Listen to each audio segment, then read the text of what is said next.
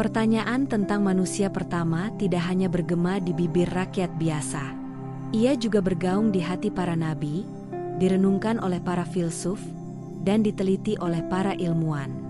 Setiap zaman melahirkan tokoh-tokoh yang berusaha menyalakan lentera kecil di tengah gelap misteri. Dan meski bahasa mereka berbeda, semuanya berbicara tentang hal yang sama: asal-usul manusia, tujuan hidup, dan jalan pulang. Dalam tradisi Abrahamik, kisah Adam dan Hawa menempati tempat utama. Tetapi yang sering dilupakan adalah bahwa kisah ini bukan hanya tentang sejarah. Ia adalah simbol kesadaran. Adam digambarkan sebagai manusia pertama bukan karena ia sekadar bernapas lebih dahulu, melainkan karena ia menerima amanah, berdialog dengan Tuhan, dan menyadari tanggung jawabnya. Hawa hadir bukan sekadar pasangan biologis, melainkan lambang keseimbangan, bahwa kesadaran tidak bisa tumbuh sendirian, melainkan melalui perjumpaan.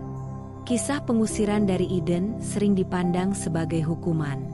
Tetapi bagi para penafsir yang lebih dalam, itu adalah pelajaran tentang kedewasaan jiwa.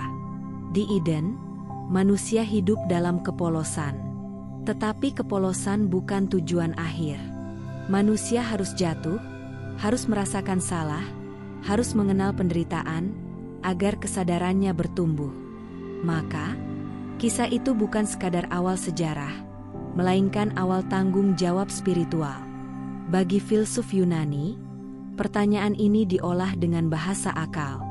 Plato berbicara tentang dunia ide, segala sesuatu yang nyata hanyalah bayangan dari bentuk sempurna.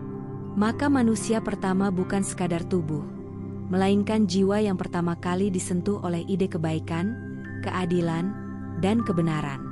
Aristoteles lebih praktis. Ia menyebut manusia sebagai zoon politikon, makhluk sosial dan berpikir.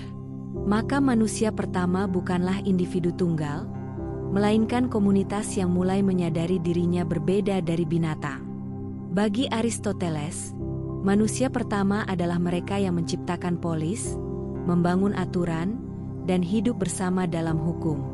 Di timur, jawaban lebih kosmik. Dalam tradisi India, manusia pertama tidak dipandang sebagai individu, tetapi sebagai pancaran dari Brahman, kesadaran universal. Manusia pertama selalu lahir kembali di setiap zaman, karena yang disebut pertama adalah jiwa yang menyadari dirinya sebagai bagian dari yang tak terbatas. Dalam tradisi Tiongkok, ada kisah Pangu yang memisahkan langit dan bumi, dan dari tubuhnya lahirlah dunia. Manusia bukan sekadar makhluk biologis, melainkan anak dari kosmos, lahir dari keseimbangan yin dan yang. Maka, manusia pertama adalah simbol harmoni, bukan sekadar catatan sejarah. Lalu tibalah era ilmu pengetahuan modern. Charles Darwin mengguncang dunia dengan teori evolusi. Manusia, katanya, bukan muncul tiba-tiba, melainkan hasil seleksi alam. Namun Darwin pun tidak bisa menunjuk siapa manusia pertama. Ia hanya menunjukkan arah, bahwa kita datang dari sesuatu yang lebih purba. Para ilmuwan kemudian menelusuri jejak genetik. Mereka menemukan 4 mitokondria, nenek moyang genetik yang hidup sekitar 150.000 tahun lalu. Tetapi 4 ini bukan satu-satunya manusia pada zamannya.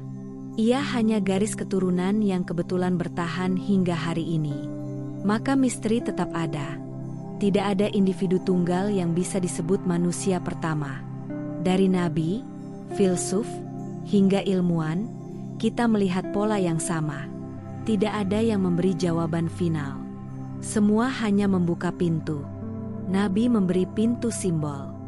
Filsuf memberi pintu rasio. Ilmuwan memberi pintu data. Tetapi pintu itu tetap terbuka. Kitalah yang harus berjalan melewatinya.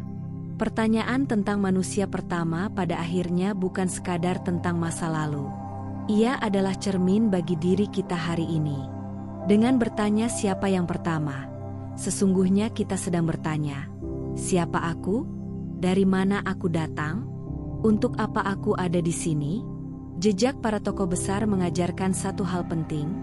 Misteri ini terlalu luas untuk ditutup oleh satu jawaban. Ia hanya bisa dihormati dengan berjalan, dengan mencari, dengan berani hidup di tengah ketidakpastian yang penuh makna.